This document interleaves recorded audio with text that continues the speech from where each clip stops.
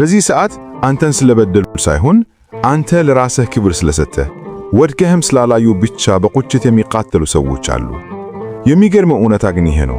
እነርሱ የሚጠሉህ አንተ የምትጠላ አይነት ሰው ስለሆንክ ሳይሆን እንደ ትላንቱ ሊረግጡህ ስላልቻሉና ክብርህን ስላስመለስክ ብቻ ነው።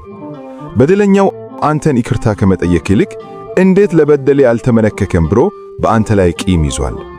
ዛሬ አሁን የምንነጋገረው ስለ እልህ ሳይሆን ስለ ነፍስህ ነፃነት ነው።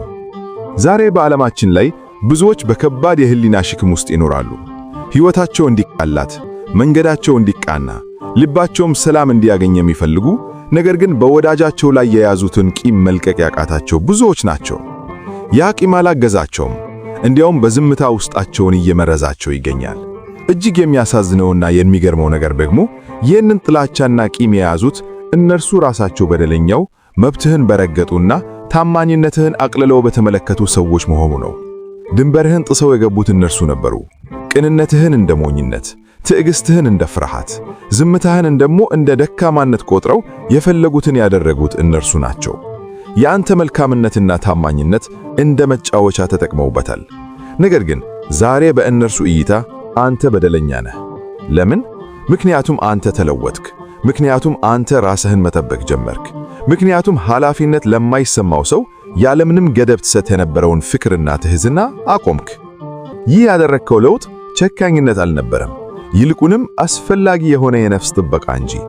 ከመጠን በላይ መስጠትህን አቆምክ። ለሁሉም ነገር ምክንያት መደርደርህን ተውክ። ቀድሞ በልብህ ዙፋን ላይ ያስቀመጥካቸውን ነገር ግን በገዛ እጃቸው ከዙፋኑ የወረዱትን ሰዎች ወደ ነበሩበት መለስካቸው። ወደ ኋላ ያፈገፈከው እነርሱን ለመቅጣት ሳይሆን ሰላምህን ለመጠበቅ ነው። ነገር ግን ያ ያደረግከው ውሳኔ እነርሱ ተመችቷቸው ይኖሩበት የነበረውንና አንተን የሚበዝብዙበትን መንገድ ዘጋባቸው። አንዳንድ በሮች ሙሉ በሙሉ ተዘጉ፣ ሌሎች በሮች ደግሞ በስርዓትና በወሰን ብቻ እንዲከፈቱ ተደረጉ። ትርምስ በነገሰበት የሕይወት ክፍል ላይ ስርዓትን አነገስክ።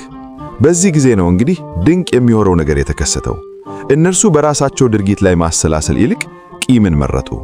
ስህተታቸውን አምነው ይቅርታ ከመጠየቅ ይልቅ በትዕቢት ተሞልተው በአንተ ላይ አኮረፉ። በገዛ እጃቸው ያመጡት ውጤት መልሶ እነርሱን ሲለበልባቸው በአንተ ላይ መችከን ጀመሩ። እስኪ ቆም ብለን እናስብ። ራስን ማክበር መቼ ነው ስድብ የሆነው? ስሜታዊ ብስለትና ራሱን መግዛት መቼ ነው ክህደት ተብሎ የተፈረጀው? ሰላምን መምረት መቼ ነው በሌላው ላይ እንደተሰነዘረ ጥቃት የሚቆጠረው? በፍጹም እንደዚያ ሊሆን አይችልም። እንዲህ የሚሰማቸው የአንተ ወሰን አለመሆን ይጠቅማቸው ለነበሩ ሰዎች ብቻ ነው። ዛሬ እነርሱ የተቆጡት የአንተን በር ማንኳኳስ ስለከለከልካቸው ነው። የተቆጡት እንደፈለጉ ሊያሽከረክሩ ስላልቻሉ ነው። ያ የጥንቱ መከበርን የማይፈልገው ውርደትን የሚታገሰው አንተ ዛሬ ስለሌለህ ተበሳጭተዋል። ኃላፊነት ለመውሰድ ይልቅ ቁጣን መረጡ።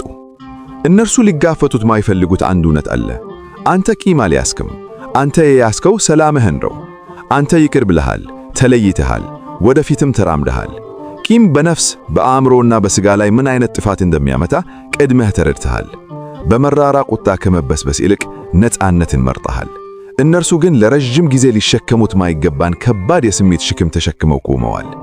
ቂም ዋጋ አለው። መራራነት ክፍያ አለው።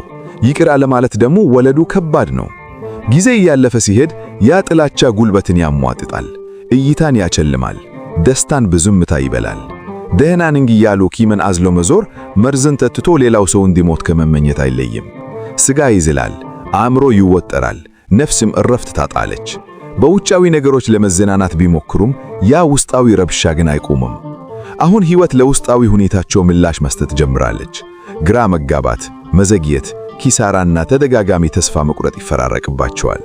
እንደ ግፍ የሚቆጠሩት ነገር ግን ትምህርት ሊሆናቸው የመጣ የሕይወት አዙሪ ውስጥ ናቸው። አንተን ዝቅ ለማድረግ ሞክረው ነበር። ሕይወት ግን ትምህርቱን ወደ እነርሱ መለሰችው። አሁን እየደረሰባቸው ያለው ነገር ቅጣት ሳይሆን የገዛ እጃቸው ውጤት ነው። የዘሩት መልሶ በቀለ፣ የሰጡት ግፍ በሌላ መልክ ወደ እነርሱ ተመለሰ። ትምህርቱን እስካልተማሩ ድረስ ድርጊቱ ይደጋገማል።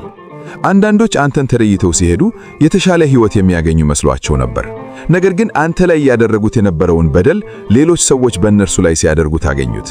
አሁን ውሸት ያማቸዋል፣ መታለል ያበሳጫቸዋል፣ አለመከበር እንደ ትልቅ በደል ይታያቸዋል። ሚናው ሲቃየር እውነቱ እንዴት ግልጽ እንደሚሆን ተመልከት። እዚህ ጋር ነው ፍርሃቱ ለልባቸው የሚገባው።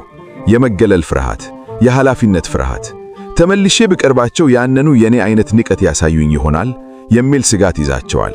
ያ ፍርሃት ደግሞ ባለበት እንዲረግቱ ያደርጋቸዋል። መፍትሄ ይፈልጋሉ፣ ግን ዋጋ መክፈል አይፈልጉም። ሰላም ይፈልጋሉ፣ ግን ይቅር ማለት ይከብዳቸዋል። ሰላም ግን እጅ መስጠትን ትጠይቃለች።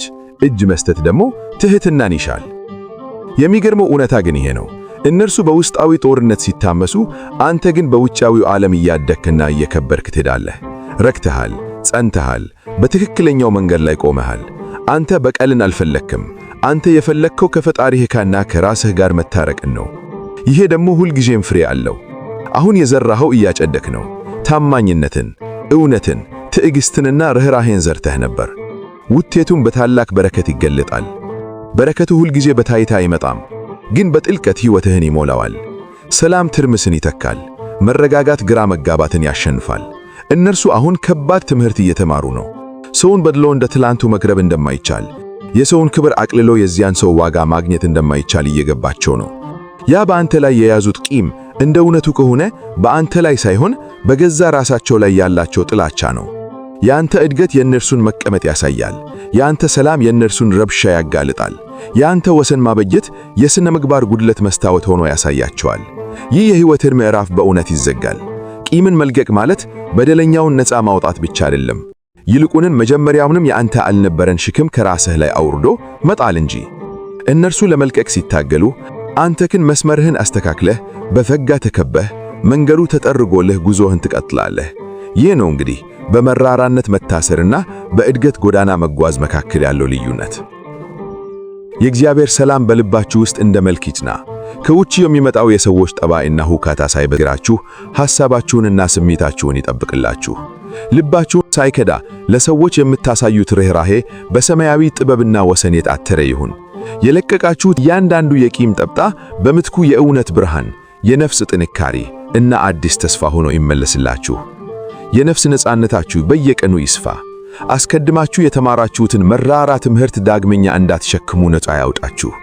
ያ ጥላቻና መራራነት ያሳቃያቸው ወገኖቻችንም በጊዜው የህሊና ነፃነትና ፍውስን ያገኙ። ተንኮል የከፍታቸው ያልቻሉ በሮች በእናንተ ቅንነትና እውነተኝነት ፊት ይከፈቱ። ነፍሳችሁ ነፃ ትሁን። የሌላው ሰው ቂም በእናንተ ትከሻ ላይ አይቀመጥ። የበረከት በሮች ይከፈቱላችሁ። አቤቱ የሰላም አምላክ ሆይ በቸርነትህ ሰላምህን ስጠን። በቂም ከሚታወቅ አእምሮ፣ በመራራነት ከሚቆስል ልብ እና በተንኮል ከሚታወር ህሊና አንተ ጠብቀን። በደልን በይቅርታ፣ ጥላቻን በፍቅር፣ ክፋትን በቸርነት እንድናሸንፍ ጸጋህን አብዛልን። የታወኩትን አረጋጋ፣ የተጨነቁትን አሳርፍ፣ ልባችንንም ለመንፈሳዊ እድገትና ለቅድስና አዘጋጅልን። ቅዱስ ፈቃድህ ሕይወታችን ላይ ይፈጸም ዘንድ ስለ እናታችን ስለ ቅድስት ድንግል ማርያም ብለህ ጸሎታችንን ስማን። ምስጋና ይሁን አንድ አምላክ ለሚሆነው ለአብ ለወልድ ለመንፈስ ቅዱስ ዛሬም ዘወትርም ለዘላለሙም አሜን።